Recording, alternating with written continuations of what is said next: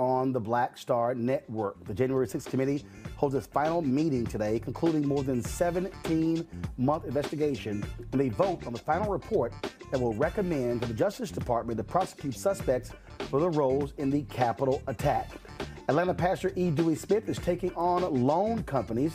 He'll join me to discuss his recent efforts to eradicate targeted predatory lending practices against black churches. Also, Alzheimer's, a significant issue for African Americans. What can we do to actually watch out for it, and also how to care for people who have Alzheimer's? Singer Major talks about his new foundation and what he wants to do to inspire hope to millions across the country. And we have a full recap of this weekend's 2022 Celebration Bowl, Jackson State versus North Carolina Central. It was an amazing game. It is time to bring the funk on Roland Martin Unfiltered on the Black Star Network. Let's go. He's got it. Whatever the miss, he's on it.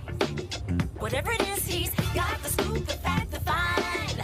And when it breaks, he's right on time and it's rolling. Best believe he's knowing. Putting it down from sports to news to politics. With entertainment just for kicks, he's rolling.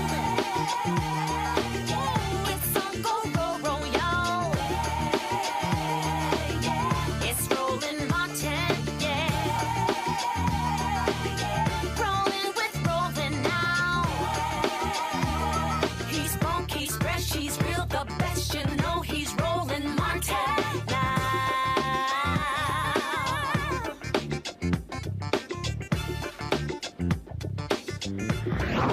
Martin.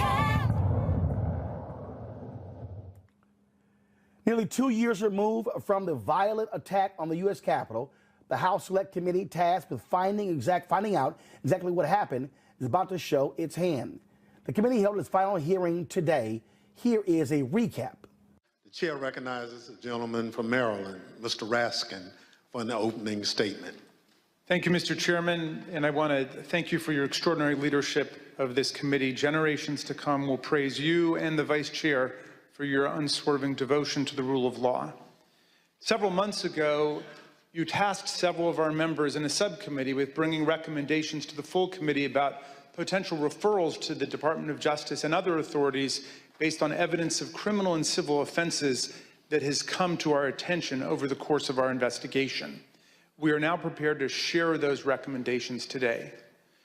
Mr. Chairman, let me begin with some relevant background considerations to our criminal referrals.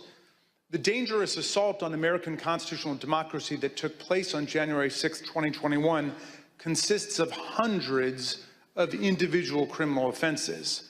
Most such crimes are already being prosecuted by the Department of Justice.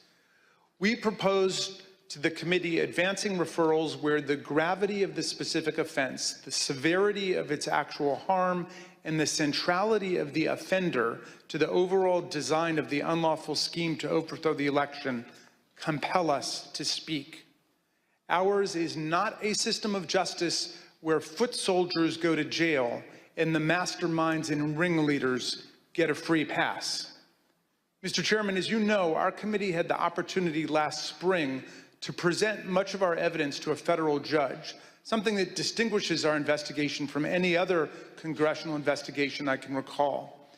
In the context of resolving evidentiary privilege issues related to the crime-fraud doctrine in the Eastman case, U.S. District Court Judge David Carter examined just a small subset of our evidence to determine whether it showed the likely commission of a federal offense. The judge concluded that both former President Donald Trump and John Eastman likely violated 2 federal criminal statutes. This is the starting point for our analysis today. The first criminal statute we invoke for referral, therefore, is Title 18, Section 1512C, which makes it unlawful for anyone to corruptly obstruct, influence, or impede any official proceeding of the United States government. We believe that the evidence described by my colleagues today and assembled throughout our hearings warrants a criminal referral of former President Donald J. Trump, John Eastman, and others for violations of this statute. The whole purpose and obvious effect of Trump's scheme were to obstruct, influence, and impede this official proceeding, the central moment for the lawful transfer of power in the United States.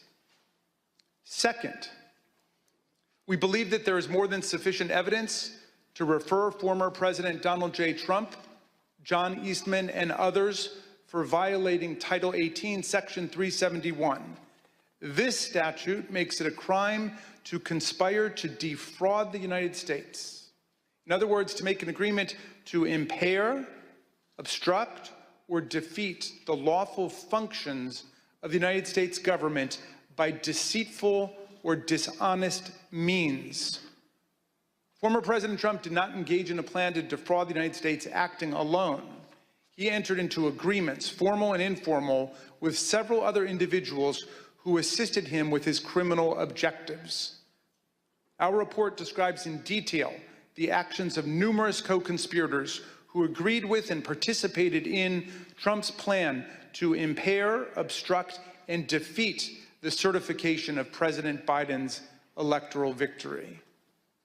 That said, the subcommittee does not attempt to determine all of the potential participants in this conspiracy, as our understanding of the role of many individuals may be incomplete even today because they refuse to answer our questions. We trust that the Department of Justice will be able to form a far more complete picture through its own investigation. Third, we make a referral based on Title 18, Section 1001, which makes it unlawful to knowingly and willfully make materially false statements to the federal government. The evidence clearly suggests that President Trump conspired with others to submit slates of fake electors to Congress and the National Archives. We believe that this evidence we set forth in our report is more than sufficient for a criminal referral of former President Donald J. Trump and others in connection with this offense. As before, we don't try to determine all of the participants in this conspiracy, many of whom refuse to answer our questions while under oath. We trust that the Department of Justice will be able to form a more complete picture through its own investigation. The fourth and final statute we invoke for referral is Title 18, Section 2383. The statute applies to anyone who incites, assists, or engages in insurrection against the United States of America, and anyone who gives aid or comfort to an insurrection. An insurrection is a rebellion against the authority of the United States. It is a grave federal offense anchored in the Constitution itself, which repeatedly opposes insurrections and domestic violence, and indeed uses participation in insurrection by office holders as automatic grounds for disqualification from ever holding public office again at the federal or state level. Anyone who incites others to engage in rebelling, assists them in doing so, or gives aid and comfort to those engaged in insurrection is guilty of a federal crime. The committee believes that more than sufficient evidence exists for a criminal referral of former President Trump for assisting or aiding and comforting those at the Capitol who engaged in a violent attack on the United States. The committee has developed significant evidence that President Trump intended to disrupt the peaceful transition of power under our Constitution. The President has an affirmative and primary constitutional duty to act to take care that the laws be faithfully executed. Nothing could be a greater betrayal of this duty than to assist in insurrection against the constitutional order. The complete factual basis for this referral is set forth in detail throughout our report. These are not the only statutes that are potentially relevant to President Trump's conduct related to the 2020 election. Depending on evidence developed by the Department of Justice, the President's actions could certainly trigger other criminal violations. Nor are President Trump and his immediate team the only people identified for referrals in our report. As part of our investigation, we asked multiple members of Congress to speak with us about issues critical to our understanding of this attack on the 2020 election and our system of constitutional democracy. None agreed to provide that essential information. As a result, we took the significant step of issuing them subpoenas based on the volume of information particular members possessed about one or more parts of President Trump's plans to overturn the election. None of the subpoenaed members complied, and we are now referring 4 members of Congress for appropriate sanction by the House Ethics Committee for failure to comply with lawful subpoenas.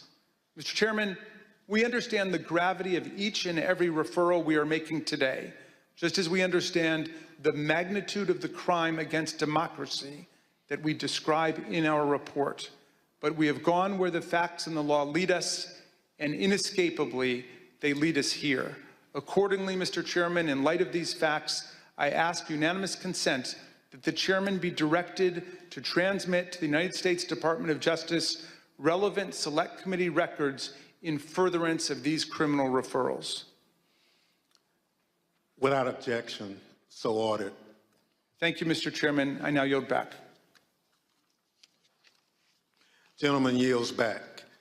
Pursuant to notice, I now call up Select Committee's final report pursuant to Section 4A of House Resolution 503. The clerk shall designate the report. Final report of the Select Committee to investigate the January 6th attack on the United States Capitol. Without objection, the report will be considered read and open to amendment at this point. I now recognize the gentlewoman from Virginia, Ms. Luria, for a motion.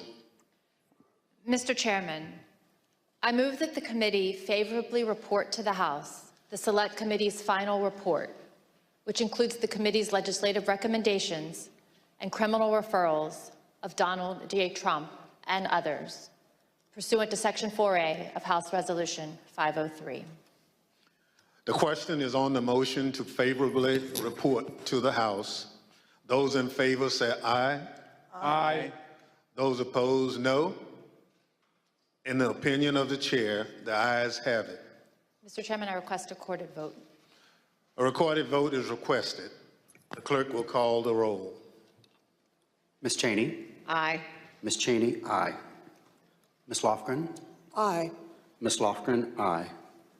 Mr. Schiff? Aye. Mr. Schiff, aye. Mr. Aguilar? Aye. Mr. Aguilar, aye. Mrs. Murphy? Aye. Mrs. Murphy, aye. Mr. Raskin? Aye. Mr. Raskin, aye. Mrs. Luria? Aye. Mrs. Luria, aye. Mr. Kinzinger? Kinzinger, aye. Mr. Kinzinger, aye.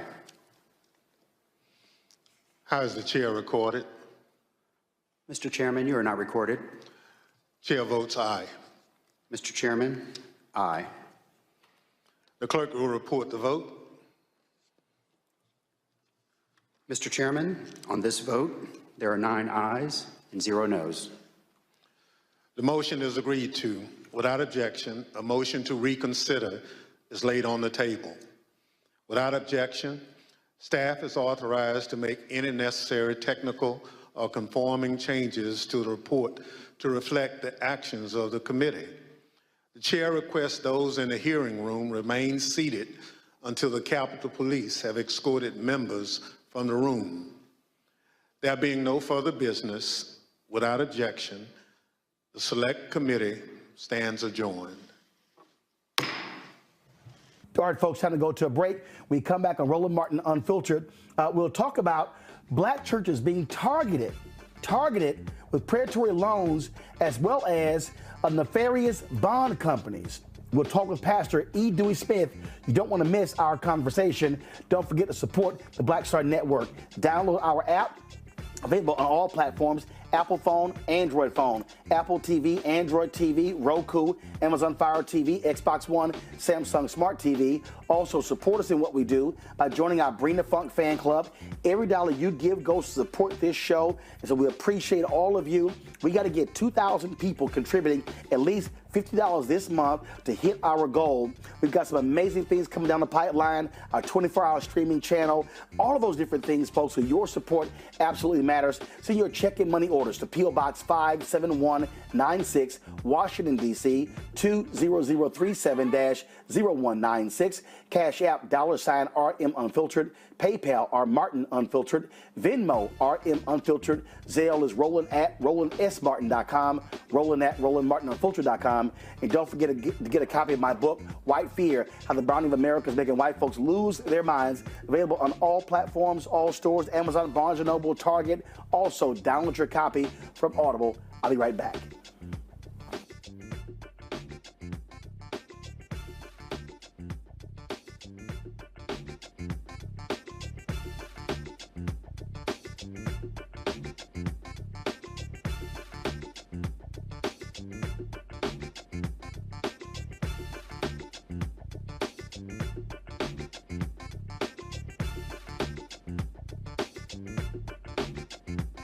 There's a pattern of banks and businesses defrauding black churches.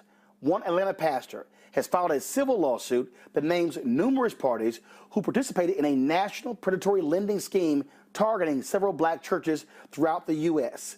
I talked with Pastor Dewey Smith, pastor of the House of Hope in Atlanta, about this issue.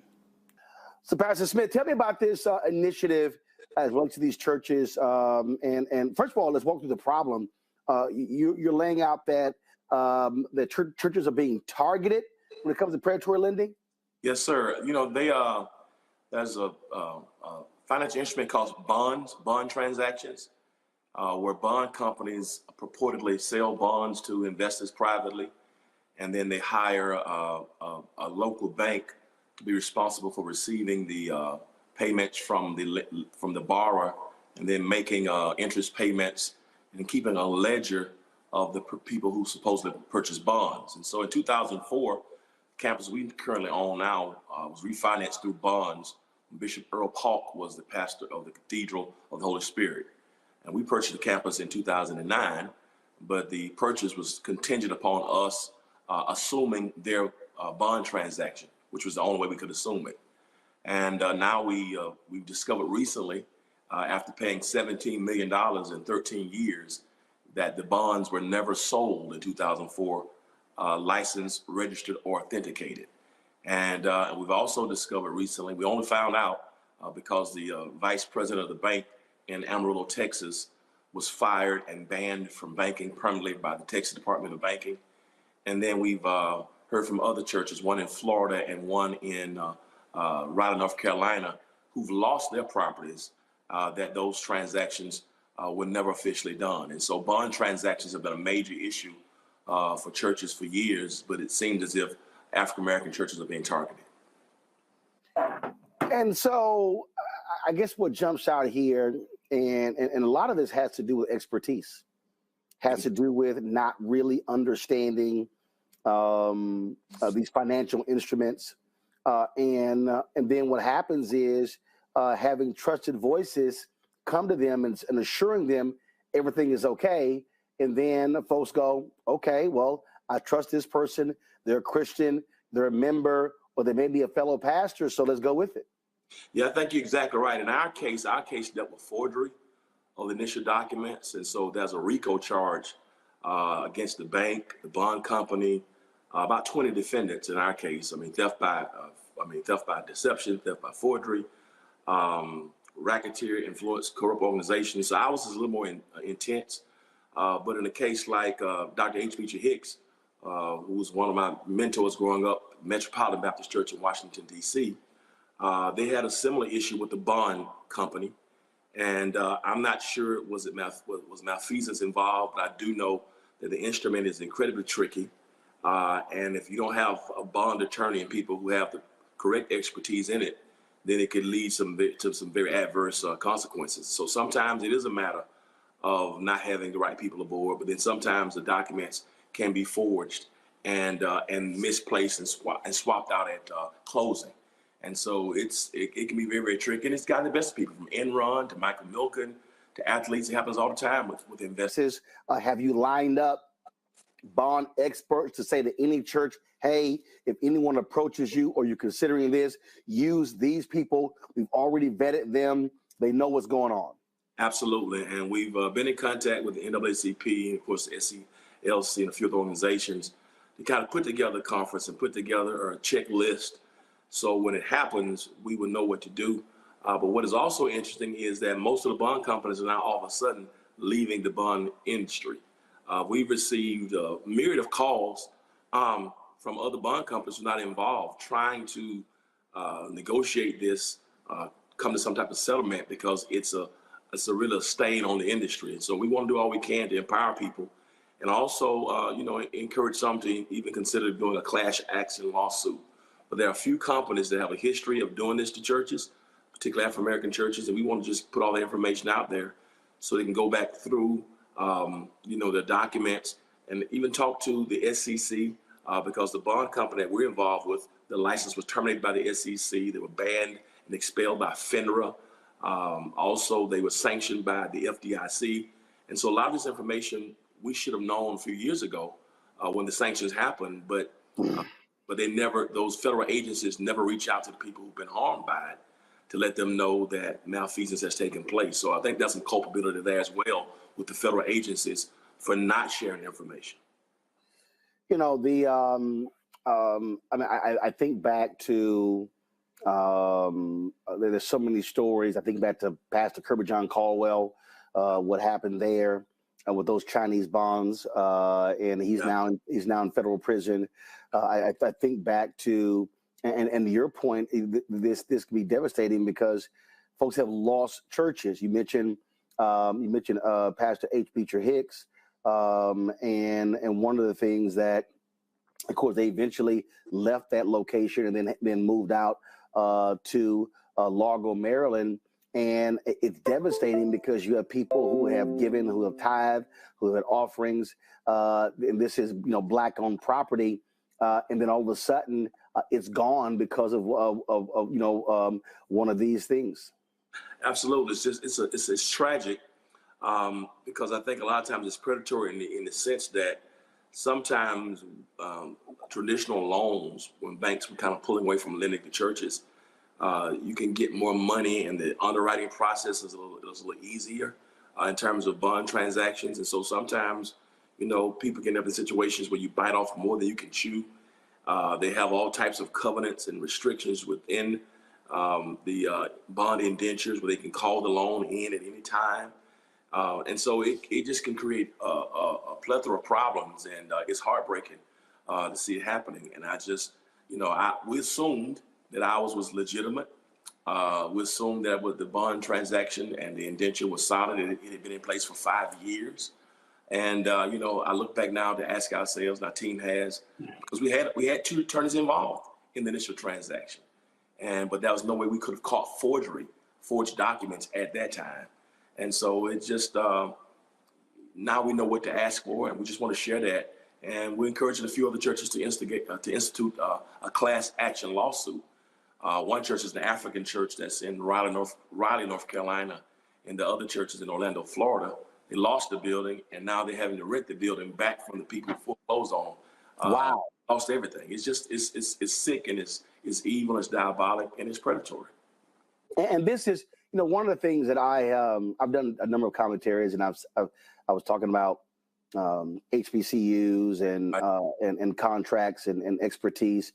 And I've really said this about a lot of our Black institutions, that when we are moving in areas that is out of the norm, it really is vital to have subject matter expertise.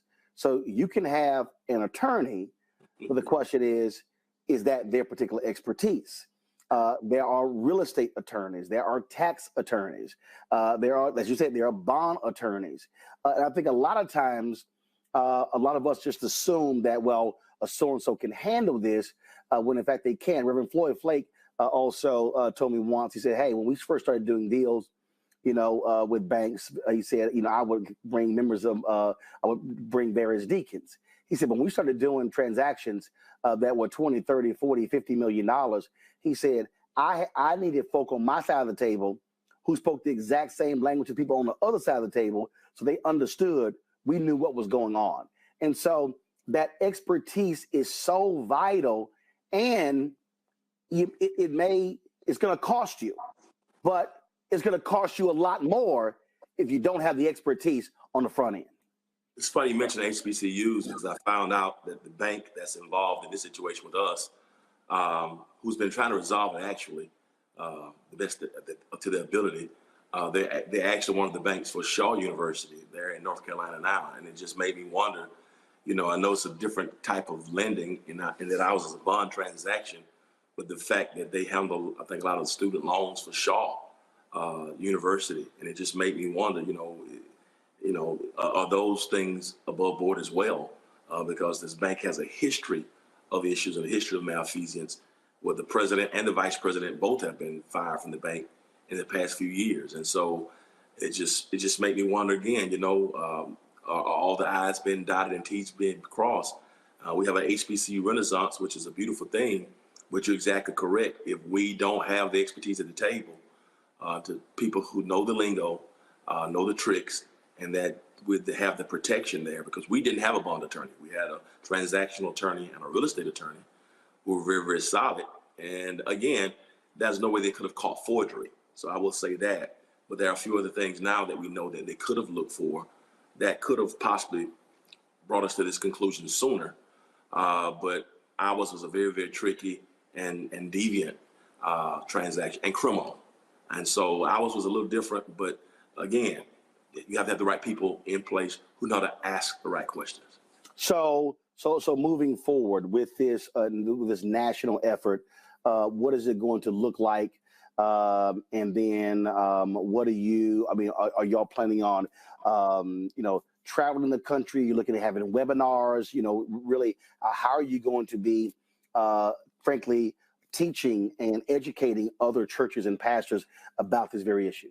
That's a great question. We're looking to have our first webinar in January, and we have one of the gurus in terms of church finance, a guy whose name is Ken Lewis of CH Advisory Group. Met him 10 years ago at a conference, at one of Bishop Jake's conferences, and he's been probably one of the leading guys in terms of banking and loan underwriting for churches, with the familiarity and a dexterity with traditional loans and bond transactions. So we brought him in, and a couple other bond attorneys, one of the best bond attorneys in the nation, who's done it for about 38 years. And so just to help people kind of vet through it, to give a checklist.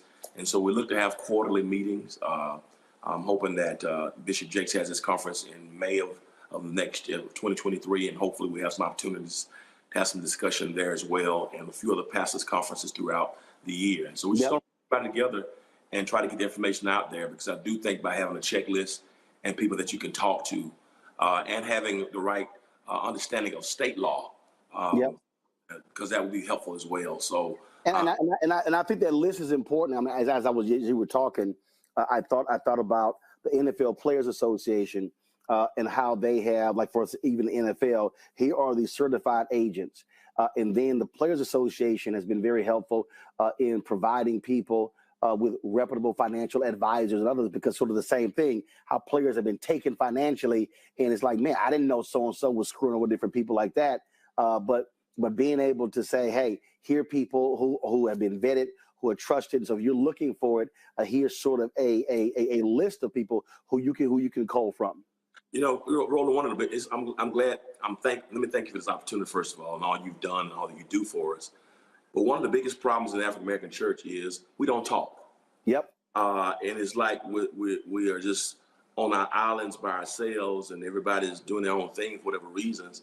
And the lack of collaboration and lack of communication amongst us is the main thing that's keeping us from really getting some traction. So everybody's a lone ranger, and if we share our struggles and share our stories, rather than everybody just in their own corners, having, ecclesiastical urinating contests, I think it'll help us to really just, hey man, this is what I've gone through. This is what I did. Here's the mistake I made. Here's how I bumped my head. Who are the people in your ministry? What did you do wrong? Avoid this, that, because a lot of these things could have been avoided. I just found out that the same bond company in Atlanta screwed over a church dating back to the 90s. church I used to preach for when I was in college. Same situation, same issue, same bishop connected that church in the 90s to these people, and and that church had issues that they finally resolved, but no conversation. Well, I think a lot of it comes down to ego. In terms of, when I say ego, what I mean by that is, it's like, well, I don't want to, I don't want our business to be out. I didn't want folks to understand. But the reality is, you're helping somebody else not get trapped, not get caught. I mean, for me, it just, if I'm rolling with somebody and I know they are shady, my deal is, I'm telling everybody. I'm telling everybody, don't do nothing. And again, it ain't got nothing to do with, they're a frat brother or no. If they shady and no good, no. It's so true. I mean, I think you're right. It's like, and the inability, and it is ego to the sense that, hey, man, I screwed up. This is what I could have done differently. In my case, we had the people, the real estate company did an appraisal. Well, they used a 5-year-old appraisal on the property in 2009 when the economy had tanked. They put a new cover sheet to make the 2004 appraisal like it was 2009 appraisal. Well, I accepted it at face value. Well, it's forgery now, but at the end of the day, I should have done my own appraisal. You know what I mean? So things that I should have had my own bond attorney. So things like that. They told us they had search certificates of occupancy. They provided us with documentation of that. Only found out that was forged as well. So things that I could have looked for and things I saw, I bumped my head. So it's like, I just stand before the church, say, hey, this is what happened, church. Here are the facts. Let the attorneys talk. Here's our board of directors. Here's what we are. Here's what we did. We bumped our heads. Here's what we spent. Here's what we're going after. And just once I got that off of my chest, now I don't have to be embarrassed or ashamed. Right. What was right, and be transparent with the people. And so I think we got to do the same with each other. But we act as if we got all the answers. And sometimes I think the other piece for pastors is, as you said about Pastor Flakes, listen, most of us, we preach and we teach. We're not attorneys, we're not CPAs, we're not accountants, we're not contractors. So, man, how are we going to lead a building project of $20 million and we've never built a doghouse? I mean, so surround yourself with people. It doesn't make you weak because you don't have the expertise around you. Well, absolutely. So this is great. If somebody is looking for information, want to find out more, who do they call, their website, who do they reach out to? Yeah, they can send me a message on edeweysmith.org, and we'll send it to the appropriate people. Kenneth Lewis of CH Advisory Group is leading our charge, along with Derek Williams and a few others. And so I have a good team who's going to be leading this process. And of course, we've already contacted the NAACP and a few others who's going to be up front as well. And so just send me a message, edeweysmith.org, and we'll get the information out and look forward to our first webinar in January. All right.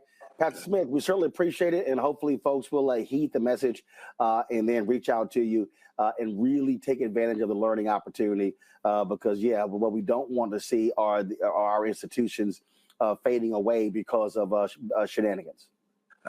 Thanks so much. I appreciate the opportunity, man. Keep doing what you're doing. You're an inspiration to us all. I appreciate it. Thanks a lot. Thank you. Take care. All right, folks, when we come back, we're going to talk about Alzheimer's and its impact on the Black community right here on Roland Martin Unfiltered on the Black Star Network. Older African Americans are twice as likely as older whites to have Alzheimer's or another form of dementia. 23.1% of Black Americans ages 70 and older are living with Alzheimer's. It is a silent epidemic in the Black community. Joining me now to discuss is Dr. Tomiko McGee-Rogers, the Associate Director for Recruitment and Strategic Initiatives at Global Alzheimer's Platform Foundation. Tomiko, when we think about Alzheimer's, it is very, very difficult on so many people, especially the family members who have to care someone. Man, I know so many people who've had to do that. You think about early onset Alzheimer's as well. I think about B. Smith, think about Dr. Charles Ogletree, folks who are relatively young. And so we still are in a conundrum to understand where it comes from, how it even develops, how to even recognize it. Yes, we are. And thank you. I want to thank you so much, Roland, for having me on your show.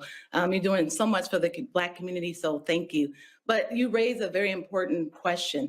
There's so much more that we need to learn about Alzheimer's disease. And the reason why I'm here too is just to inform people we can learn more by participation in clinical trials. African Americans are 35% less likely to receive a diagnosis, but Alzheimer's disease affects Black people as twice as likely compared to non-Hispanic whites. So it's so important that we get involved in research and clinical trials to ensure that treatment works for everyone and not just one population. So that's so why are we impacted more than anybody else? Do we know?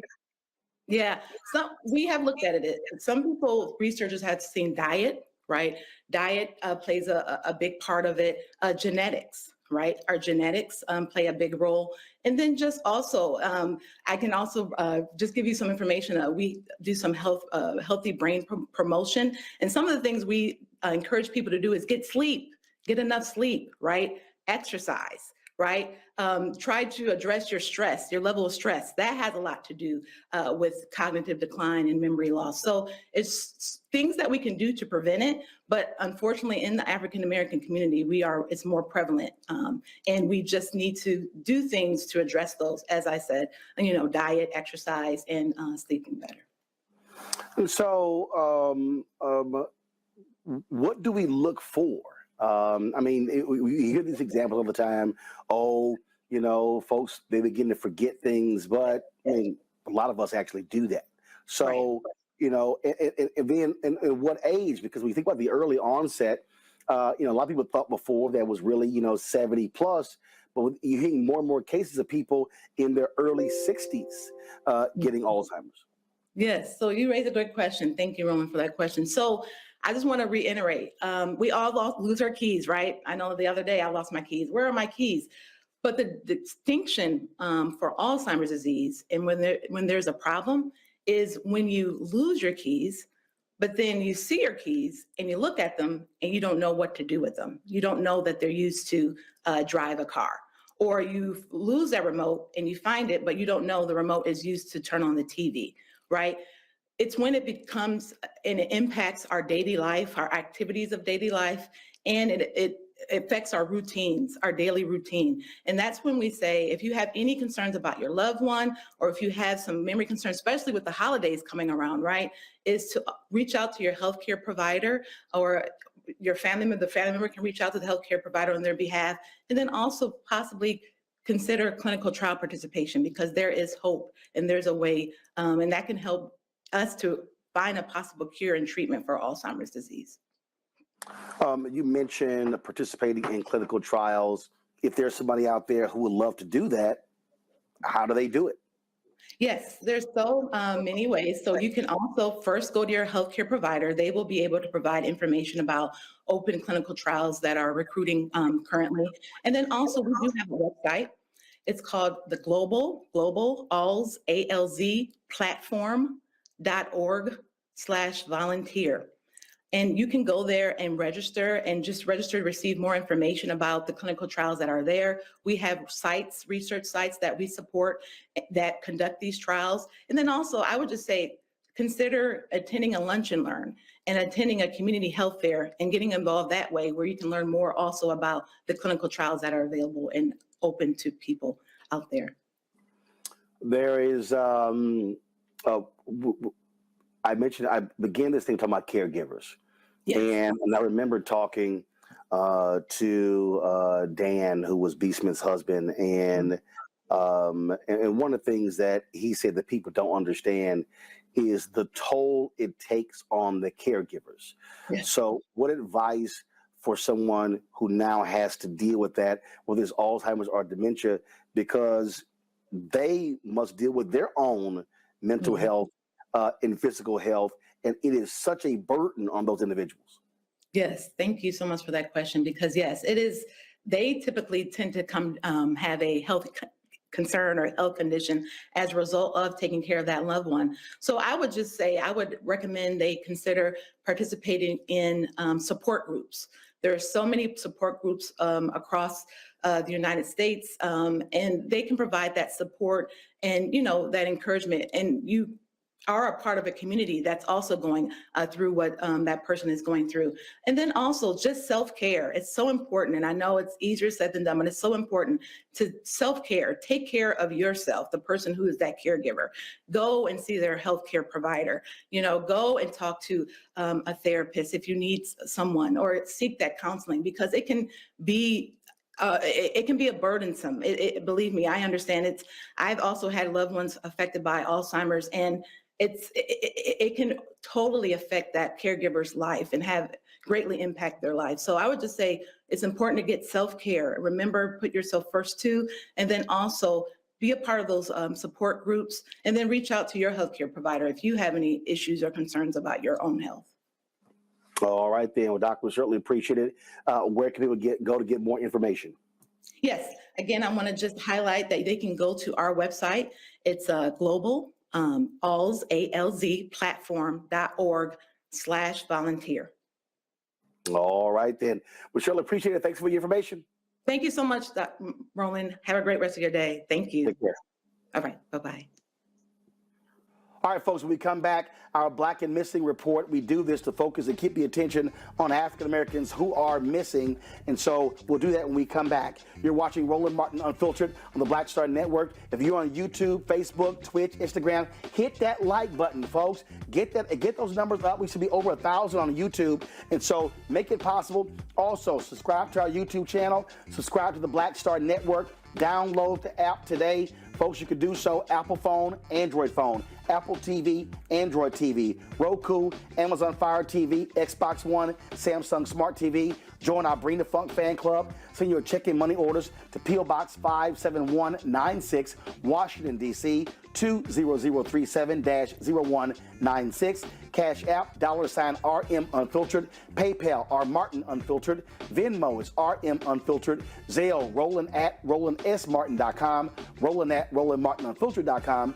And don't forget to get a copy of my book, White Fear, How the Browning of America is Making White Folks Lose Their Minds. Shania Hall walked away from her Newman, Georgia home on December 4th and has not been seen since.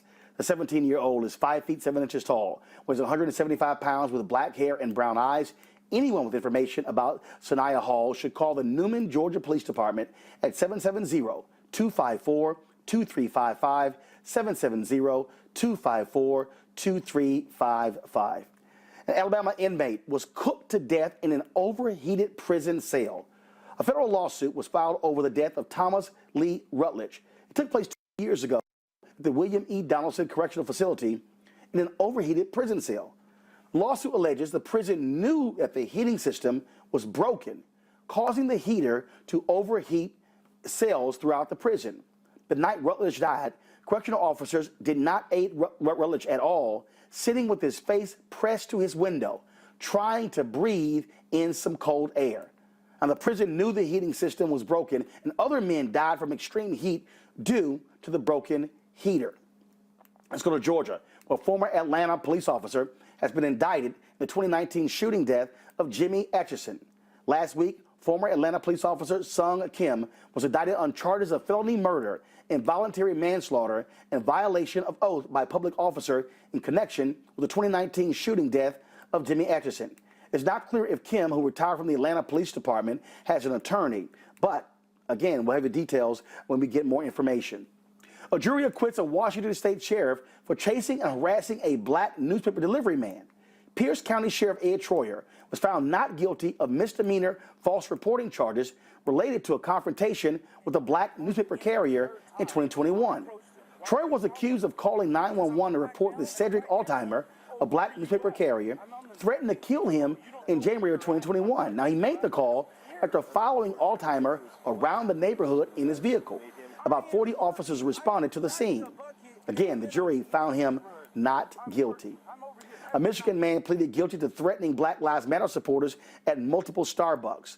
Kenneth Pylon, a Michigan eye doctor, pleaded guilty in federal district court to willfully intimidating and attempting to discourage citizens from engaging in lawful speech and protest in support of Black Lives Matter. Pylon threatened to kill black people at 9 local Starbucks using a racial slur to refer to his intended victims. He also left nooses in parking lots over 2 months in 2020. He will be sentenced on March 23rd of next year. Folks, a man in California, a white man, is charged with a felony for shooting an unarmed black man at an Airbnb. Mark Waters of San Jose was charged with felony assault with a semi-automatic firearm, resulting in significant bodily injury for an incident that took place in October. Waters shot the unidentified, unarmed 21-year-old black man because he was renting an Airbnb in his neighborhood. Waters confronted the unarmed man with a handgun and shot him in the leg as he ran for safety. Waters could be charged with a possible hate crime. And folks, Harvard University names Claudine Gay as the 30th university president. Gay is a widely admired higher education leader and distinguished scholar of democracy and political participation. She has served as the Edgerly Family Dean of Harvard's Faculty of Arts and Sciences since 2015. Gay received her PhD from Harvard in political science, where she won the Toppin Prize for Best Dissertation in Political Science. As a quantitative social scientist, Gay served as an assistant professor and then a tenured associate professor at Stanford before being recruited to Harvard in 2006 as a professor of government. All right, folks, time for us to go to a break. When we come back, we'll talk to Major, the singer Major, about his initiative to bring hope to millions through his foundation. You're watching Roland Martin Unfiltered right here on the Black Star Network.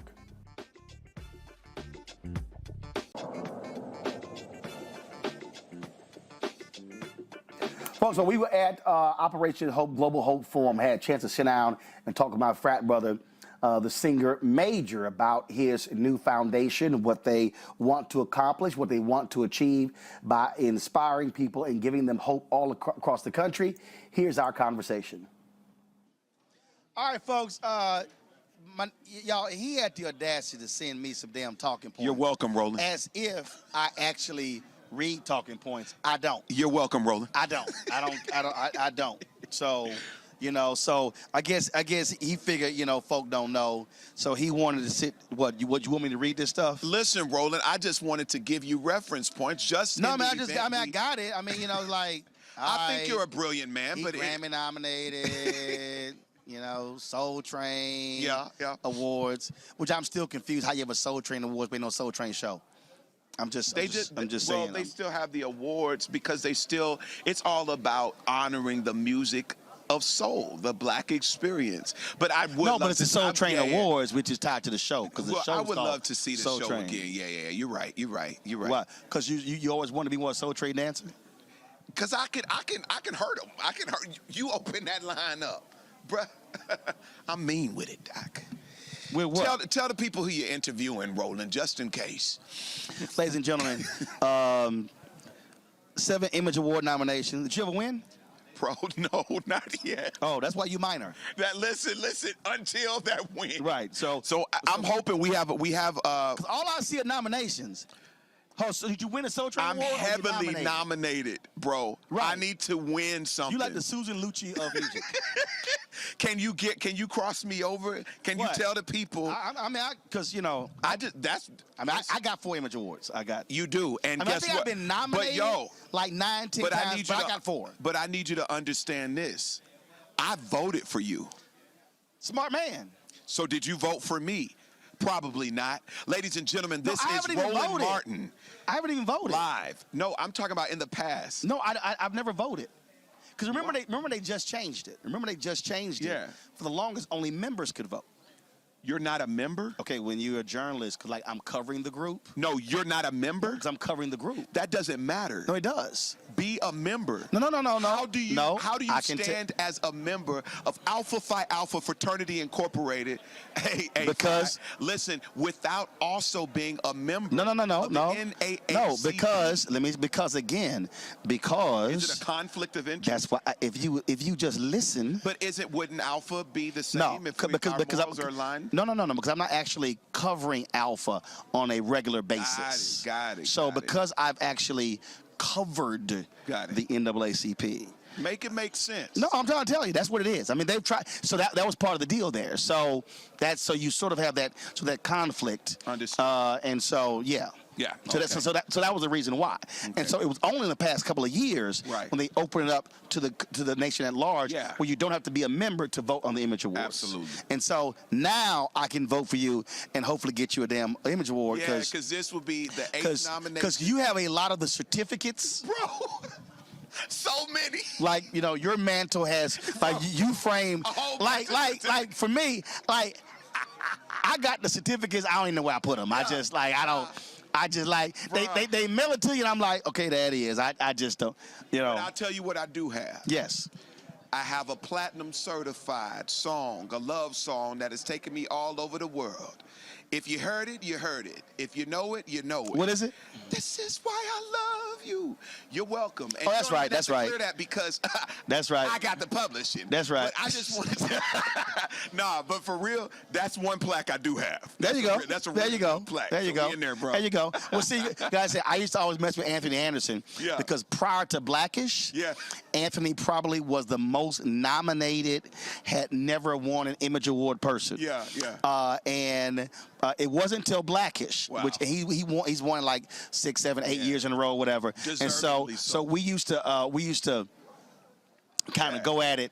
And you ain't gonna ever let stuff just go. You gotta. No, I mean, but then it's not. Everything else is boring. Yeah. Everything else is boring. So I am heavily nominated.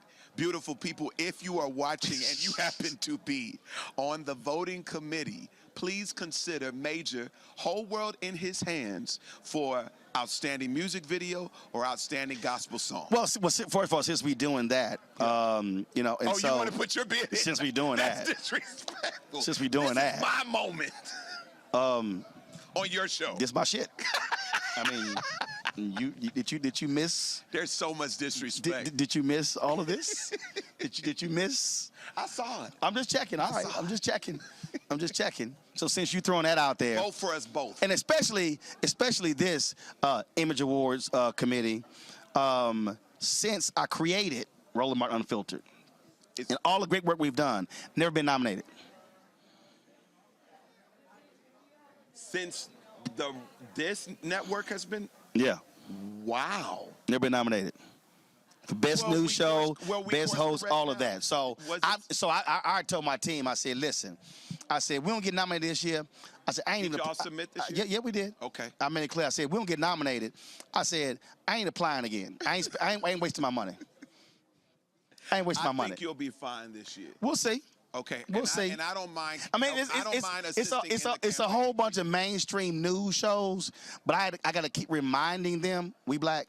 And you make the difference. But because the constituency that is our demo listens to what you say. They listen to what you bring, the unapologetic truth. And I mean, it makes a difference, bro. So I have a feeling it'll be a different story. I hope so, but I'm very clear. We ain't applying again. I ain't wasting that money. You know, listen, I want because that money don't matter to CNN, MSNBC. It's just but right that $750 matter to us. That's lunch money for them. I'm just saying that matter to us. I mean, I can buy some SD cards. I can buy some gear. With that stuff. It seems like production wants some more SD cards. No, I'm just saying. If there are any generous donors out there, please. No, we appreciate that. Yeah, and it's called the Bring the Funk Fan Club. Yeah. You know, and I got it down packed. Checking money orders, go to P.O. Box 5. I've actually donated to the Bring the Funk before, so I just see. There you go. Which means that when we roll the credits every Friday, your name is on there. Well, I didn't see my name. Oh, you don't see your name? I don't pay attention to the credits. You don't see your name? I'll look. No, it's some black folks that they pause. Oh, that's a beautiful thing. Oh, they'll take a screenshot of their name and they'll tweet it to me. I dig. And I'll be like, I appreciate it. I appreciate it. So I'll double check. So Keenan, double check to see if Major's name on there. Hold up. First thing is Keenan, go back and double check to see if he donated. I did. I know I did. To a Cash App? It was to a Cash App. Okay, cool. And is somebody checking that? It was or a is that Cash going App. straight to- No, I can check to right now. So Chick-fil-A? let me check right now. Let me check right now. Let me see a Major. Johnson Finley. Okay, a Cash App and Absolutely. because it come to my email. It come to my email. So I mean, I'm just. It is absolutely there. Cash App Major. And it was also. What'd you say? for the time, You said Johnson Major Finley. Johnson Finley. And That's your government name? That's government. Okay. And it was also during the time because something happened. Was it one of you? Yes, that was in the truck? Major Johnson Finley, y'all, donated to the Brina Funk. I told you, my research is impeccable. You did. That was a little light. Light. That was February 8th. You ain't gonna tell me. That was February 8th, 2021. Major Johnson Finley, he donated $200. But That's significant. Right, but You that know was how many last year. Organizations I gave to. I got you. That was last year. And I got a whole foundation trying to get support. He didn't say nothing about it. You didn't give it to 2022? What's it? We not over. Oh, you didn't re-up? We not No, over. that was 2021. Giving Tuesday. No, that was I didn't see- 2021. And that was February 8th of 2021. That's- No, I'm was a great just. day. It was, but I'm just saying. But you didn't give it 2022. I don't know if I'm completely disrespected or just. I love the fact that you found my name because that would have sucked if you couldn't have. Oh no, but you ain't because then it'd be like. I'd be like, I press send. Because Right? see, when somebody tell me they give, no, the email come to me. I love that. That's the thing about you. You. Are I ain't got to fact call checker. nobody and say, hey, run his He is name. a fact checker. Oh, I There's check on no the spot. Fake news. No, I check on the spot. So when somebody say they claim oh yeah, I gave. What was it? Venmo, Zelle, PayPal. I can check all of them. This is disrespectful, and I'm so glad my name was found. All right. So let's talk about. Okay, so you mentioned your new song. Y'all, please get this boy an Image Award, please, please. Okay. So let's talk about the foundation. Mm-hmm. What you're doing with it. So I'm looking here. There's I read this real quick. I thought it become a dope dealer. It said today. It said hope a hope dealer. I'm sorry. It was like I was Got like hope on my hat. Wait a minute. That's where I went. Okay. But it's a play on. I thought that was a John O'Brien hat. No, this is the Major Hope Foundation. Okay, got you. The crazy thing is, just to bring it full circle. And when I first moved to Los Angeles, California, after attending school in Boston at Berkeley, but before that. Houston, Texas. We Texas born and raised. All right, there you go.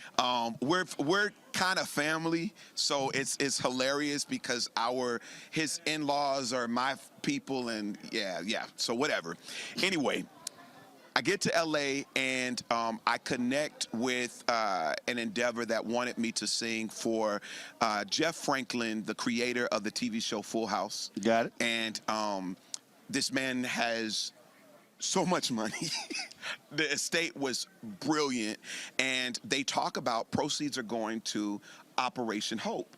And I'm like, what is Operation Hope? That's my thing. I talk about hope. Right. And so I did a little research and I said, I'm going to connect with this organization soon.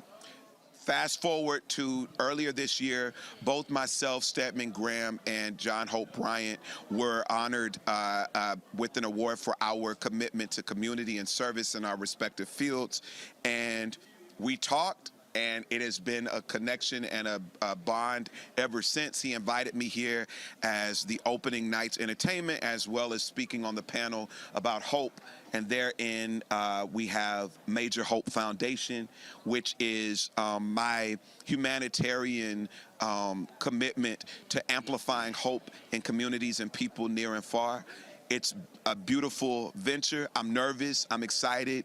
And I'm just hopeful that this is going to impact and really connect the people. Yeah. And what do you want the foundation to do? How you will be touching the people? What will y'all be doing? So we have three tier programs. One includes the Major Hope Experience, which is where music and motivation intersect. So we do acoustic concerts where it incorporates actually my Major Hope album series, a spoken word album series of motivations and pep talks, as well as music. And we also have the Major Hope Experience Live, which on December 15th to the folks in Los Angeles that are watching, make sure you get to the Peppermint Club because that's the last Major Hope Experience Live of the year. It goes down. I guess I got to run this in the next 3 days, huh? Yes, for the next 3 days. That's what cousins do. I can't hold this. That's what cousins do. I can't hold this the next week. Nah, you got to run it the next 3 days. And also, so the Major Hope Experience, we have the Random Drops of Hope, which is a playoff of Random Acts of Kindness. We do pop-up charitable activations where we just serve the need immediately. Take over gas stations, take over grocery stores in marginalized communities and whatnot. And then we lastly have confidence coaching, where I do workshops that speak on effective communication, value systems, self-esteem for youth and young adults, our etiquette. It's a beautiful program, bro. All right, folks, hold tight 1 second. I got to go to commercial break. We come back. More of my conversation with a Grammy-nominated NAACP Image Award-nominated singer, Major. You're watching Roland Martin Unfiltered right here on the Black Star Network.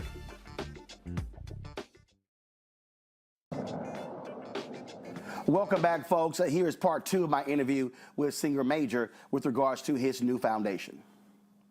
It's always interesting to me when I talk to people and folks will say, you know, I don't understand where you got your confidence from. And when you talk about the idea of self-esteem, and a lot of people growing up never really got that. No. For you, like the confidence to wear that bandana around your neck. You're welcome. It's called fashion. You know, for you, we got video showing up on red carpets and no shirt on. The man of ascots. No, I'm just saying. On my scarf. No, I'm speaking of confidence. Who here at the Hope Global Forum has seen Roland Martin with his ascots, his silk scarf? But I'm speaking. Yes. But I'm speaking of confidence. You should only be inspired. No, but I'm speaking of confidence. Yes, sir. Yes, sir. That's my point. Okay. Okay. So. All right, here we go. With that bandana. All right, so for you, what would you attribute that confidence coming from? Firstly, my mama. My mom had the intention, the great intention to help us understand that we are in the room because we belong there. That literally was my commencement speech at Jackson State. Yeah. Friday. You belong Salute to you on you that. belong, and it was called, you belong in every room you enter. Every single room. And I literally live by the mantra that when we show up to spaces, we show up as an answer to the need. We don't show up seeking answers. We show up as an answer. And if we make room for everyone, everyone's need will ultimately be answered. So my confidence has come by way of my mom, making sure that when we step in spaces, and even before, do the work so that when you show up and the opportunity comes, you can actually have something that connects and lifts and elevates the moment. The village made the difference for me. You know, the fraternity, the brotherhood, challenging me to be the best version of myself. So I have to just say, from my mama to the village, to church, to the brotherhood, I couldn't help but to believe that I was worthy of the spaces I was in. See, I guess for me, I think back to, and it's crazy, it literally goes back to preschool, elementary school. Yes, sir. I mean, and so for me, it was parents, it was grandfather, it was so I've never. I mean, I was having a conversation with somebody, and they said they were asking this question because they were having a meeting with the governor. Yeah. And they wanted, and his sister wanted some advice, and I said everybody else is gonna walk into the room just to be happy to be in the room. Yeah. I said walk in with ideas and a plan of action. Yes. I said, walk in like you belong there. And she said, she says, dang, you cocky. I said, no, it's not cocky. I said, but I do believe wherever I am supposed to be there. Right. Right. So that's why this notion, when I hear people talk about imposter syndrome, I'm like, I ain't never. Well, let me tell you this. I didn't think that I wrestled with imposter syndrome until I remember Lovey Jones sharing. Lovey, what's Lovey's last name? Is it Jones? It called Lovey. Yeah, my sister Lovey kind of brought that to the forefront of mainstream culture, talking about imposter syndrome, because I didn't know that I actually wrestled with confidence in the idea that I always walked in a room knowing that I was absolutely enough. Because a lot of times in my spaces, I shined so big that oftentimes it would make other people intimidated or insecure about how they move. So I would say, because I'm empathetic, I would be like, okay, well, maybe I should bring it down just a little bit because I don't want to do too much. But for me, I did wrestle with it. I think a lot of times for me, it's not always confidence. It's just I move in courage and audacity to hope. And confidence, I think, ultimately is informed by the recollection. It's an always remember thing that I can stand in this moment because the last time I showed up, it ended well for me. Right. And so that's for me what informs it. But Oprah said she doesn't wrestle with imposter syndrome. Quinta Brunson said it just recently. You said it. No, and the reason I don't is, again, because I also, again, one, if I was invited for a reason. Right. Two, and again, I'm really going back to elementary school. I remember there were programs that the city of Houston had. Yeah. That were summer programs, cultural programs. And I remember, man, it was like our in Clinton Park was like this major thing at one of these, I think Albert Thomas Convention Center, and it may have been 2,000 or 3,000 people there. Right. We performed on stage, and there was no fear. And so I told somebody, I said, hell, when you 8, 9, 10, no fear. But also, I guess my grandmother had a catering business. There were times we did weddings and we were working the deal. Yeah. And it's 400, 500, 600 people there did face me as well. Yeah. So the idea of being in a room, standing up, asking the question, I ain't phased. And not intimidated by who in the room. I don't care how many PhDs. I don't care how many Nobel laureates or whatever. It's just a whole different different attitude. And the thing is, I belong. And I wholeheartedly believe that. And I want to clarify that confidence and arrogance are two different things.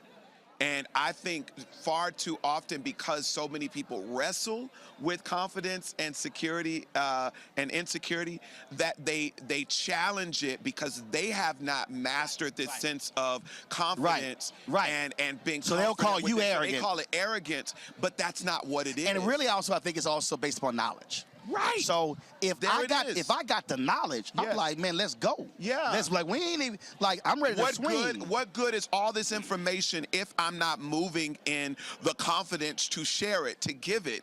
And so to all of the folks that are insecure, which generally, if you're hating, it's insecurity showing up in its best effort to protect pride, stop.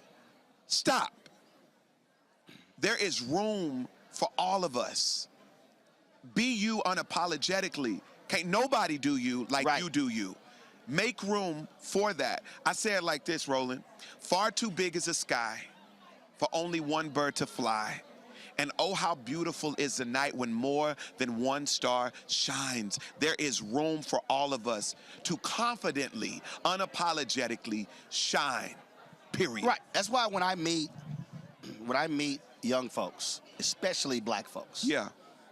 And they'll shake my hand, they might be with their parents or whatever, or anybody. And I'm like, look me in the eye.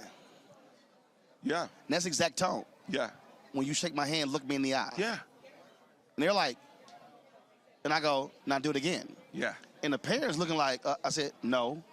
When you shake somebody's hand, yes, you look them in the eye. Yes. You don't look off. You don't look down.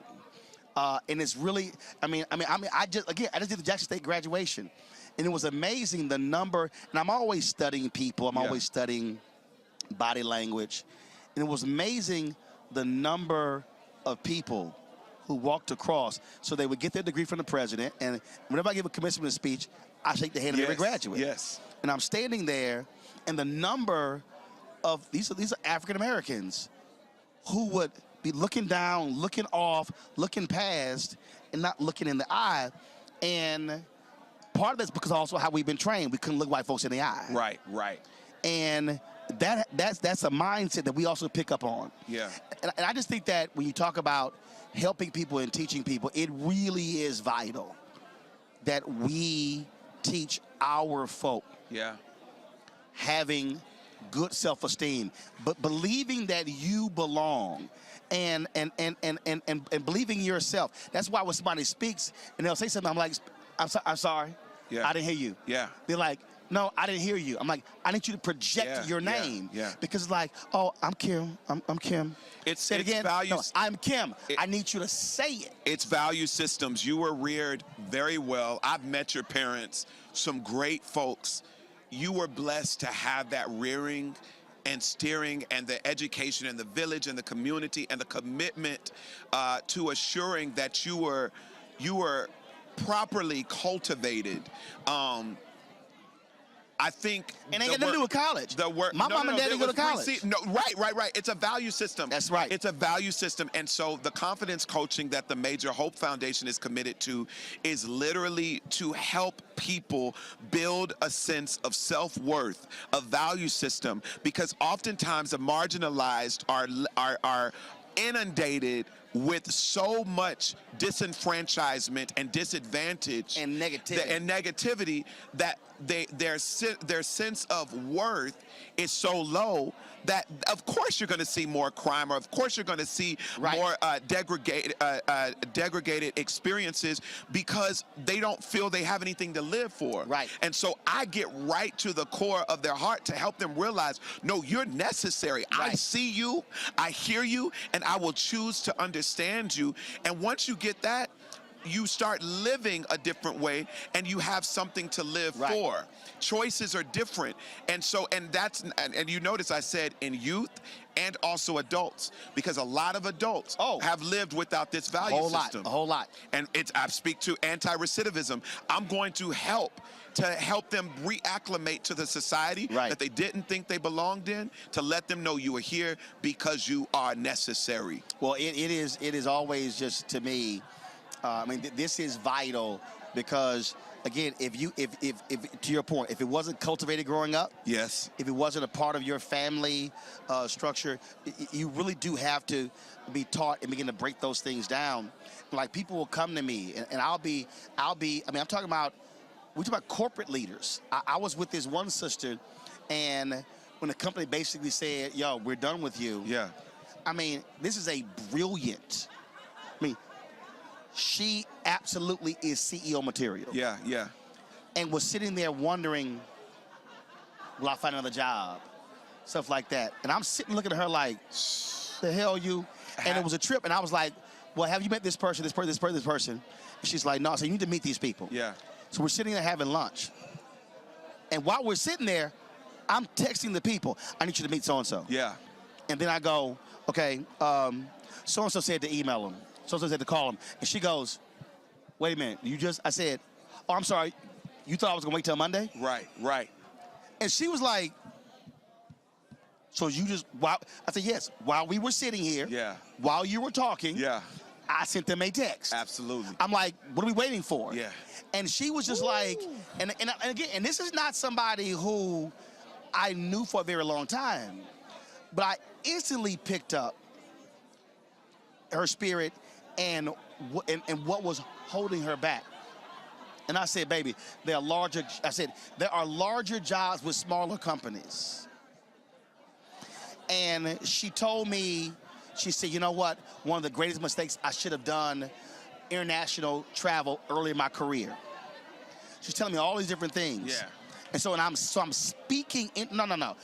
This, call this person, do this. You can do this, is gonna happen. 5 months later, She hits me up, becomes CMO of a global company, reporting directly to the CEO. She tells me this. I saw her on LinkedIn, and I said, "You're now in position to be CEO." She's like, "Whoa!" She's like, "What? Oh my God!" I said, "Stop." I said, "Stop. What are you doing?" Yeah. I said, "Stop limiting yourself." Come on. Yeah. I said, "Stop it. Yeah. Yeah. You are not gonna have a conversation with me." Yeah. I said, "You are now on the path to be a CEO." Yes. She and I had a conversation a couple of months ago. She turned down a CEO opportunity that was base level 40 million. Right. Because it was the right opportunity. And when she told me that, I said, "Didn't somebody tell you Yeah. you were CEO material?" But she needed somebody to speak that into her. And I would literally tell her, "Do not repeat that again whenever you and I talk." Bro, and this is somebody who's like in a major corporate leader. Listen, that's why I salute you so much. I salute you so much. Black Star speaks to a marginalized yet powerful community, helping them understand that if you haven't heard it from anybody else, you are necessary, you are mighty, you are qualified, and you are absolutely worthy. So step up and rise up in it and shine unapologetically. Dog, that's it. That's what it is, bro. I see what you're doing, Roland, and I pray for you in more moments than you probably realize. I speak about you in more moments than you probably realize, because I know you're doing the great work that many get credit for, that you are not always getting credit for. But in right time, in now time, there are people speaking your name in rooms that it's all going to make sense very soon. You will see, bro. You will see. And if God uses me as a vessel to do it, because I got access to a few folk too, use me, God, because the world needs to have more change agents and hope dealers like you, my brother. And that's what. And again, I didn't want nothing from this sister. I wasn't asking for no check. But it would be nice for you to remember the brother that spoke like that's true. That's true. But we're sitting there, and I'm looking at. She was defeated, bro. No, I'm talking about she was crushed, and I was like, "The hell you doing? Yeah, you got all." No, I said, "Pick your ass." No, I said, "No, you." I said, "You will not." But you be know, crushed in my presence. You know, Roland, that speaks to the climate of seeming divide that exists now. A lot of people aren't necessarily moving in the way they move, be it opposition or partisan, simply because they believe it. It's because that's the safest space, where it coddles their comfort. But if you want to make change, if you want to make impact, it's going to be uncomfortable. And that's where confidence comes into play. Yes. It lets you know that you have permission to disturb the familiar, to interrupt the comfortable in order to see the better and the different and the change. And so for me, that's how I move in spaces where, you know, a lot of times we call it ignorant. There's a lot of ignorant folk that are moving and leading in these spaces and these capacities, and we don't even realize, as arrogant as they come off, they are some of the most insecure people ever. And if you get to the heart of it, once you just have a conversation with them, you'll realize that conversation can literally be the catalyst to get to the changed mindset, the mindset shift to get them to rise. We were talking earlier about independence and being an independent artist. And when you were like, I was like, you were like, But here's the deal, though. I'm glad you said that. I'm glad you said that. Yes, it is. Yes. But the reality is, being an owner is tough. Yes. And Seven Streeter and I had this conversation. Woo! So when Seven went independent, and her deal was, I had to oversee all of this. We're both on the same label. And the thing is that what people don't understand, and I said this to you, what I love So what I've always loved is freedom and flexibility. I love that. I love that when you said that earlier. Freedom and flexibility. And there's a cost. That's what ownership provides you. Yes, and so being able to say, no, I'm going here. Yeah. And I don't have to ask permission. So the thing for me with this show was, I was not going. I go back. I knew CNN. September 2008, Jim Walton called me to his office. He says, I'm gonna use a boxing analogy. We think you're a better counter puncher than puncher. Meaning, you're better show contributor than host. I go, I know. He went.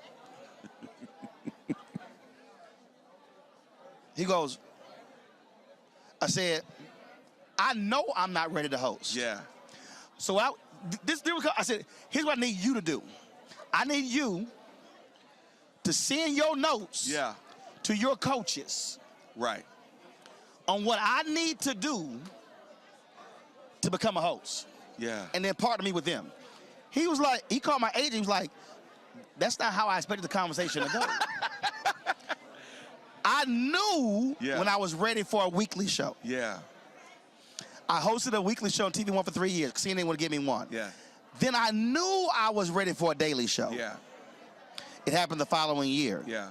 My deal here was, when TV One entered the show, I said, I'm not going to sit at home and wait for somebody to validate me by saying, we're going to give you a show. Yeah. Because you just said it when you said permission. Yeah. I gave myself permission to be my own show host. Yeah.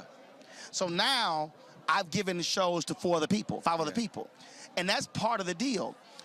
Again, when I see confidence coaching, your foundation, we have to teach people to give themselves permission. Yes, sir. Yes, sir. Yes, sir. And that's what I believe hope provides. I said it earlier on the panel. Oftentimes when we hear people say, keep hope alive, shout out to Reverend Jackson, my guy. Love you, man. Don't lose hope. You gotta keep your hope. We hear it as mere cliche without any power. But I believe that cliches were divinely intended to be repeated until we finally get it. Right. Hope is powerful. It's liberating. It's an anchor.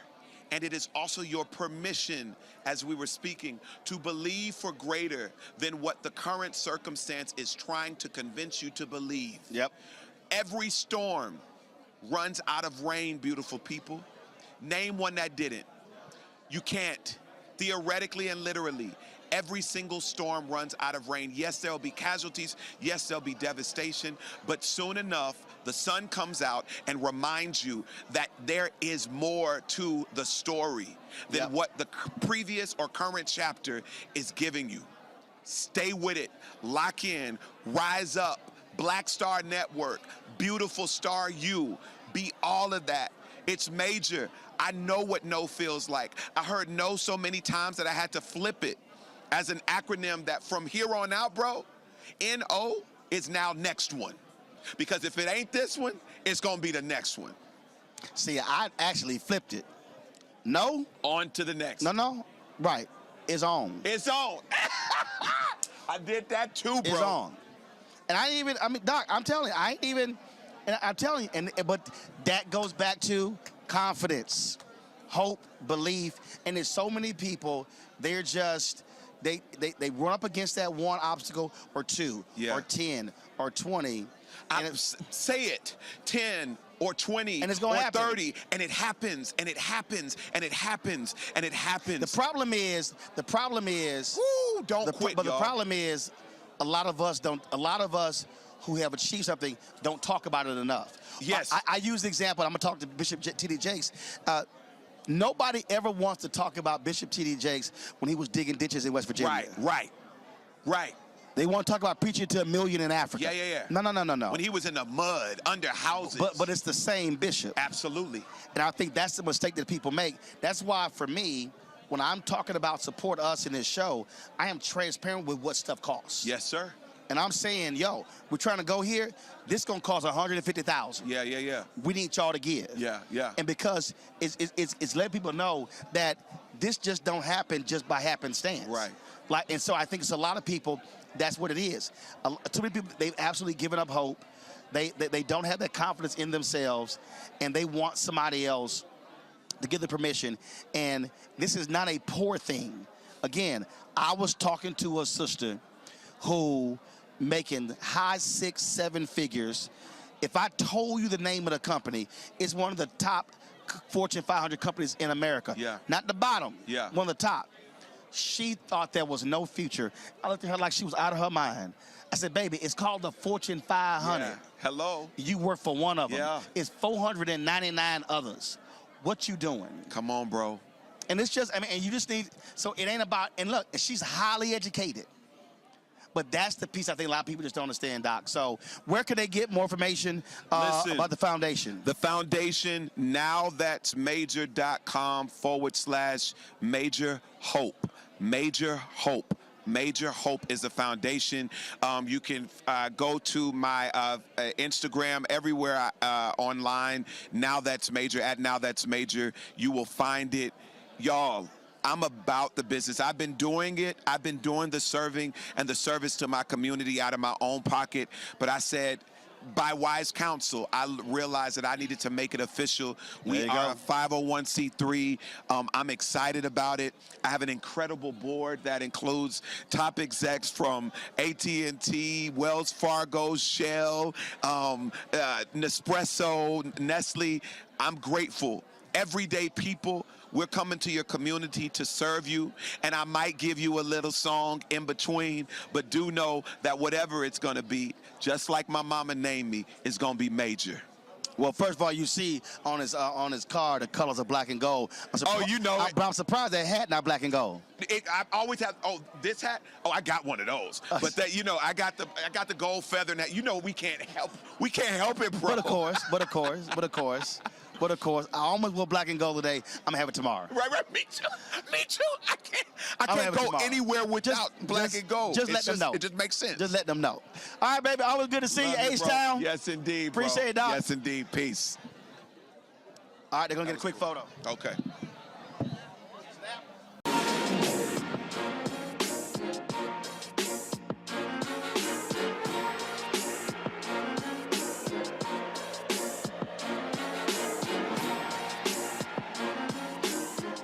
All right, folks, we were in Atlanta last week for the Celebration Bowl, the 7th annual Celebration Bowl, pitting the winner of the MEAC conference, North Carolina Central, against the SWAC winner, Jackson State University. It was a fantastic week. And so we, of course, were covering some different events, but a game time, and it was a barn burner. Of course, Central won 41-34 in overtime, an amazing game. And so here's some of the sights and sounds of the 2022 Celebration Bowl.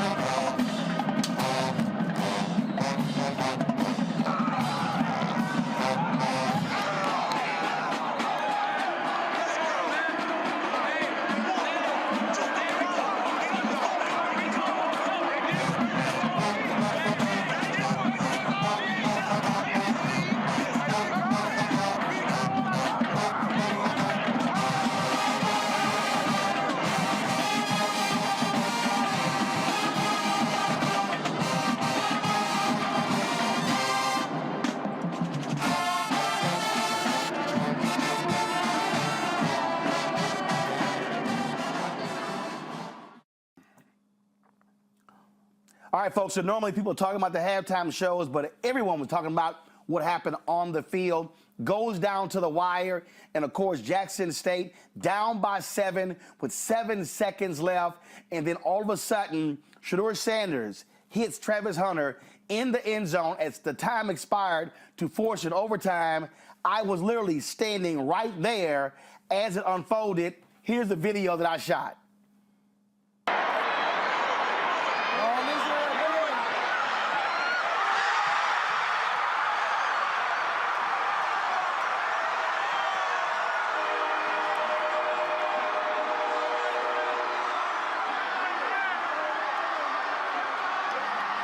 Then we go to the overtime, folks, and then what happens, North Carolina Central, they're able to score a touchdown, and it was a punch that thing through. They go up by 7. Jackson State gets the ball, goes down to a 3rd down, and guess what? They could have tied the game. This happened, and we were in the right spot, and I shot this, and I was sitting there going, I cannot believe what just happened.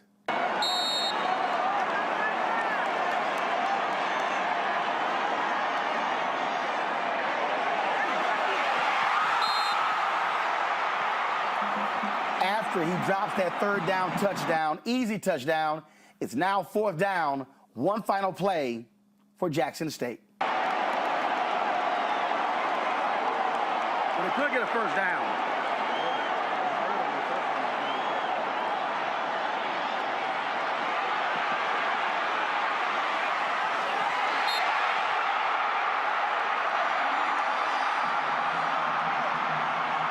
Wow.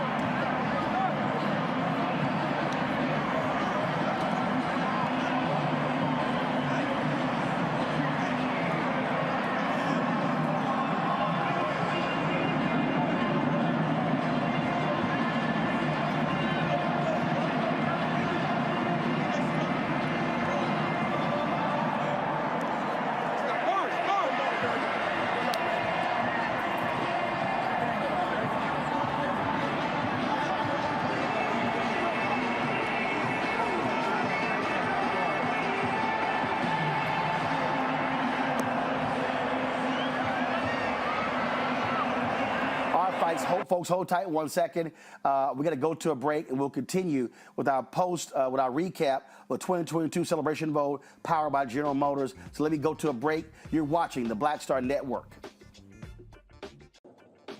All right, welcome back to the Black Star Network right here for our post 2022 Celebration Bowl coverage powered by General Motors. Here is more of that coverage of an amazing bowl game.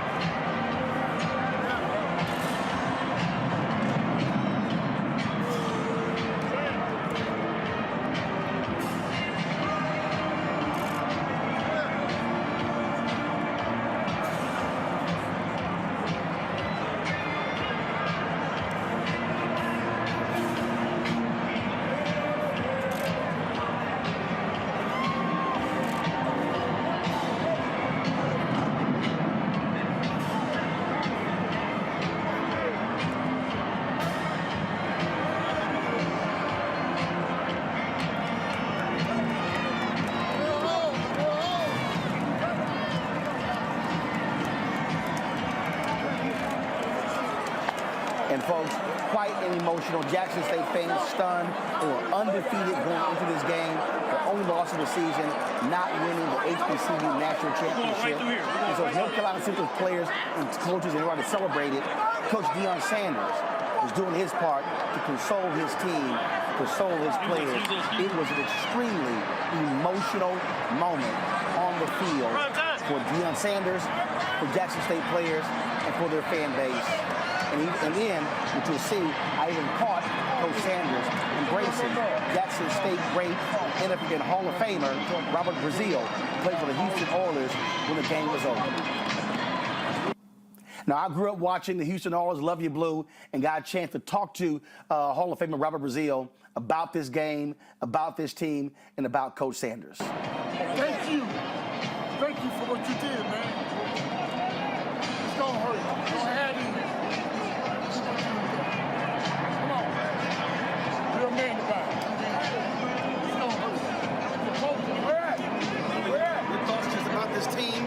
They didn't win the final game. Your thoughts about just this team? Very, very. I knew what they were running. We tried. We dropped off. We're still in the game. So it's not like it's nothing to be sad about. It's going to hurt because we lost. Think about this team, we pulled up, we did what no one has ever done with Jackson. I still feel those losses to the Steelers. I still feel those. Trust me, I still feel them. I don't sleep with that. No. Yes, absolutely. Yeah, absolutely. And just your thoughts just on what Deion did for this team. I'm grateful for what Deion has done. And my thoughts, I am so grateful for what he has done. Deion has did everything that he told me he was coming to Jackson. He didn't win it all. We won a SWAT championship, back to back. And one year away from the national championship. It hurt. I appreciate that. Thank you, man. Good Now, folks, it wasn't all about Jackson State. The winner was North Carolina Central, and I got a chance to catch up with the Chancellor, Johnson Akele, of North Carolina Central. Good buddy of mine. I've spoken on the university campus a couple of times, and he was elated with how his team performed in winning the Celebration Bowl. All right, folks, here with the leader of North Carolina Central. You must feel real good about this win. I feel great about this win. Feel good about this win. They said we couldn't do it, and we shut them down. Your national champion. Your guys were, I was there at the, of course, team dinner.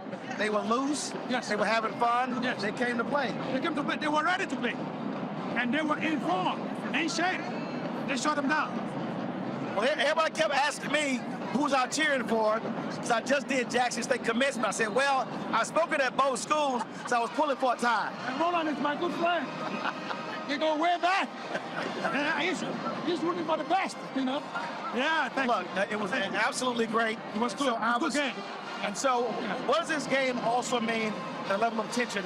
What does it mean for your university and your alumni? Well, what it means is that we just prove ourselves to be number one in the classroom and on the field. We are number one, and we are winners. Eagles are winners. They have to believe it. This is it. All right. This is it. Well, I look forward to coming back. Thank you, brother. I appreciate it. I look forward to seeing you. Come back again. Okay? Yes, sir. Thank you. Appreciate it. Coach Trey Oliver was absolutely ecstatic, excited, but also made clear his players, they came to play and came to win, and they proved their point at the MEAC is where they play some serious football. Hey, bro. Yes, sir. Coach, yes, sir. How you doing? We chatted on Wednesday. Yes, sir. And you said your team was not scared. We weren't scared. We're going to come back down. And, you know, like I said, we ain't about all that talking and all that social media and all that chirping, man. And our conference, we play football. And we're a physical brand. We could have played better today. You know, we made a lot of mistakes. But at the end of the day, we persevered. And I'm so proud of my guys. What does this win also mean for your alumni, for the MEAC, and really for the institution, having this national exposure, all eyes on Jackson State and North Carolina Central? Right. We're an outstanding university, and it's great for the world to see it, for the nation to see our brand. And, you know, we're going to improve, and like I said, it's so much bigger than me. I'm just so happy for our university and for our university to put on a show like this on national television. And when that fourth down pass went out, your team exploded, and you could see it really Wednesday. I mean, they were loose, they were not uptight, and they were really walking with a sense of confidence. Right. We have a powerful team. They trust themselves. They believe in themselves. And, you know, it's not an arrogance, but it's just confidence. And, you know, we talk about a thermostat mentality, not too high, not too low. And the guys could have folded their tail when we gave that last play over here, the crazy play. But we're going to fight back, man. We're going to keep our head up, and we're going to fight back. I see you, Rick. Congrats on being national champs. Oh, man, thank you. Congratulations. What's going on, man? Long time. Yeah. And Athletic Director Lewis Perkins, boy, he was a happy man holding that heavy Celebration Bowl trophy. Step up. You ready? Feels good holding that, huh? Yeah, it feels great. Feels great. It's happy, but it feels great. Talk about this team. When I was at the dinner Wednesday, I told Coach this. They were loose, they were having fun, and they were feeling good the entire week. You know what? This is a really close group. The coach is good. They love each other. They play for each other. And, you know, they came here on a mission. This was a business trip. And never did 1 second they think they were just going to, you know, come here and if we're going to roll over. It's going to be a dogfight. And we took some of their best punches. Coach came back with that awesome fake punt. I couldn't believe it. And I was like, okay, we're going to be all right. We're going to be good. Well, you guys jumped out to a 10-0 lead, and a lot of people are like, oh, these guys not playing. You know what? We start fast most of the time, but we know Jackson State. We know they're a good team, and they were going to come back throwing haymakers, and we took some tough blows from them. And they got some talented folks over there, too, now. So we knew they weren't going to lay down. And after halftime, we just regrouped and came back at them. So the second year, so much attention for this game is placed on Jackson State in the SWAC. And just like South Carolina State, North Carolina Central represented for the MEAC. You know what? The BI brand of football is fierce. It's tough, it's physical, and it might be 6 teams, but every week's a dog fight, and nobody backs down from anybody. So what you see is what you get with Smash Mouth football, and we were able to win today. All right, congratulations. So much, man. Master Tim. Thank you. Hold on. Thank you. Good. Appreciate it. Get Bulldogs. Come take this thing. Bulldog. Quick picture what you told. Yeah. I can't give it up. Okay, I cannot give it up, Coach. Thank y'all. Get Bulldogs. Let us know we good. Oh yeah. Congratulations, Coach. Thank you. Thank y'all so much.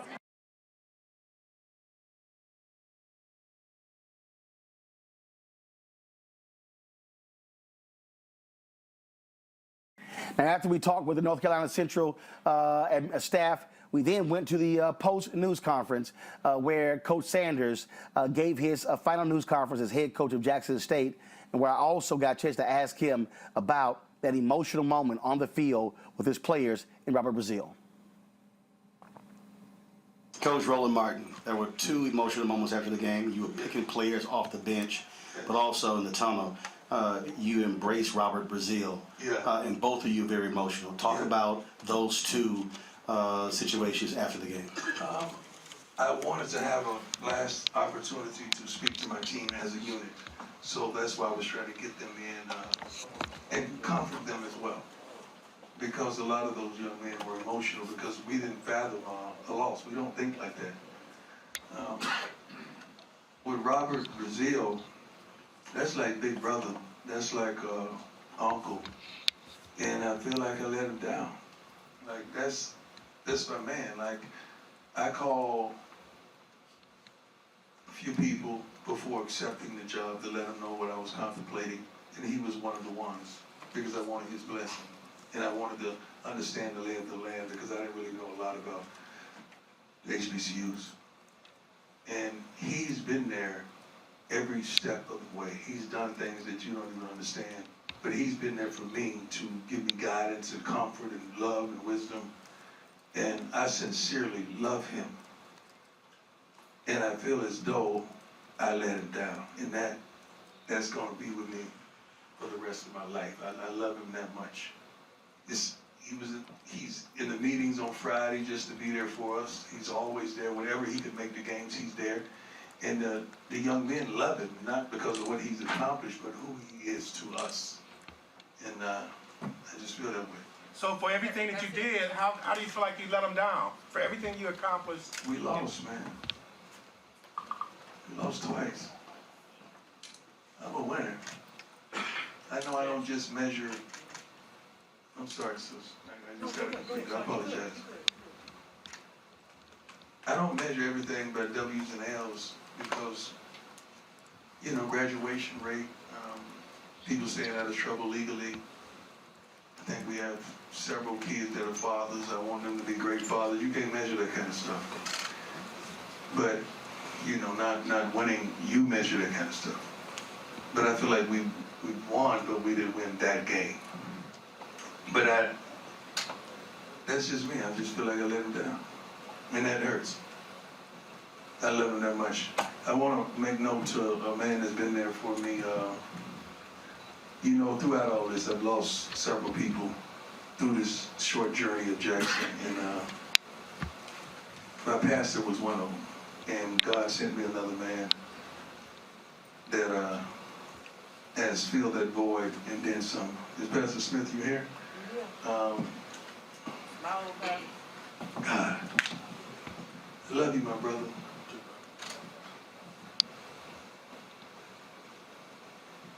They don't understand what I dealt with in the hospital, do they? No clue. They have no clue. But you did, and you were there. And you came every time I needed you. Pick up the phone every time I call you. So a lot of things we may seem to make it seem like it's easy, but it's not easy spiritually or physically or psychologically or emotionally. But God will send you a man, and God sent you. So I just wanted to recognize you in your city, in your town, and let you know how much you mean to me. I love you, Pastor. You good, sis? Hey, guys, some of you I may never run across again. I hope I do. Dr. Gabriel, I love your colors. Way to change the game up on him. Hey, but let me tell you something. we would have never gotten to the level that we've gotten to if it had not been for y'all. The good and the bad. You know, some of y'all just got a negative pen and you're gonna do what you do. God bless you. I need you too. I need y'all too. Because then another guy with a positive pen gonna flip that whole thing. But thank you just for shining light on HBCUs. I'm not walking away. I'm gonna still always love HBCUs in my time. Ashley Robinson gave me an opportunity that was phenomenal, and I was able to maximize my moments. But if it had not been for those opportunities, I probably wouldn't have received those other opportunities that I have received.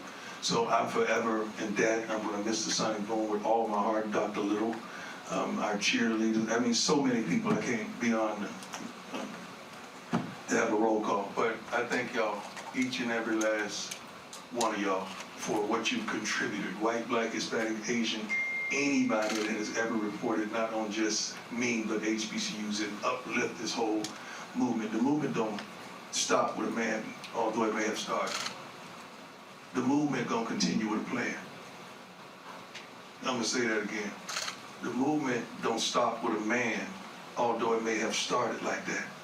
But the movement is gonna continue with a plan. God bless.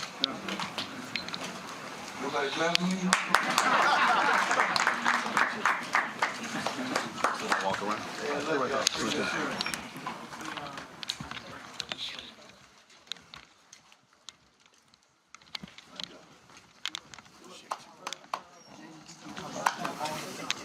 When I worked on Matt Stewart show, he talked about you. Okay, good luck to you. All right, yeah.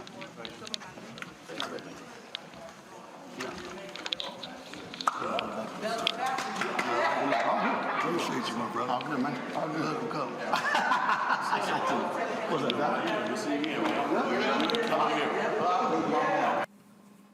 All right, folks, that's it for today's show. I appreciate General Motors partnering with us for our coverage of the Celebration Bowl. It was a fantastic, fantastic game. Plus, we also partnered with them for the Bayou Classic and the SWAC Championship as well. If y'all want to see any of that coverage, simply go to the Black Star Network app and you can check it out. Folks, that is it. I got to go. I'll see you guys tomorrow right here on the Black Star Network. I'm Roland Martin. You know how we always end it.